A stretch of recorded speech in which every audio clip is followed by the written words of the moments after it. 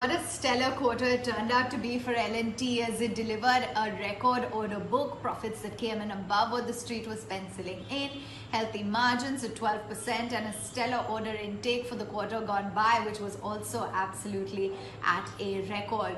Brokerages have reacted very positively to L&T's numbers. The stock is active in trade, and we spoke on ET Now with the management, S.N. Subramanian, the CEO and Managing Director of L&T, about the quarterly earnings, the road ahead, the capex cycle picking up, some of the challenges that he foresees, as well as the long-term vision for L&T. And here's what Mr. Subramanian had to say. So essentially, he believes that while it has been a very strong quarter for the company, this has really been the fact that the company saw a major pandemic and it very quickly saw a turnaround, put things into perspective and made up for that lost time, because a few months ago this kind of a number would have not been envisaged. So they did see the highest ever inflow in Q3. They saw some very healthy orders coming in, water transmission, EPC, railways, etc.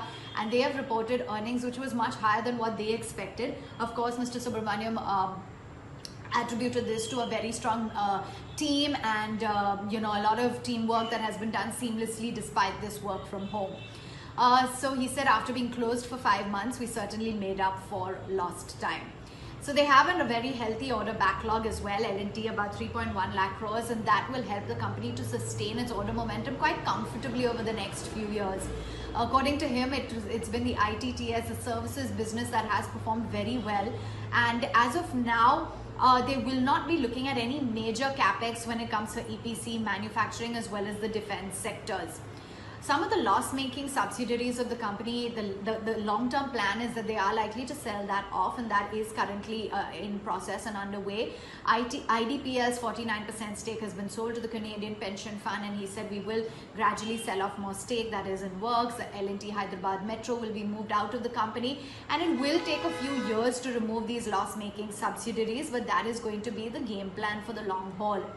EPC, construction, manufacturing, defense, services, all of that is going to be the focal point for L&T, and as of now they will not look to take on any government businesses. And like all of the other companies within the private sector, he said, Mr. Subramanian, that they intend to become lean, mean and more efficient during these times. They don't see any major capex investment from the private sector. Very, honest to say that there won't really be a pickup for the next 1 to 2 years. But if there is a pickup, they would like to take part in the capex cycle for cement, steel, as well as the electronic sectors. And that as of now, the order backlog does look fairly profitable for the next 3 years. What has been some of the challenges that they foresee? Attracting labor. It will be a little bit of a problem in the long haul, he believes. Shifting the supply base from China to India, that has happened. It needs to be more efficient in nature. Escalation of prices, input prices like steel, that's going to be a long-term issue, and they need more fiscal stimulus in order to restart the economy and reduce job losses. The emphasis on IT and services business will definitely be seen in the next 5 years, and they will be reworking their strategy plan for the next 5 years by September to November.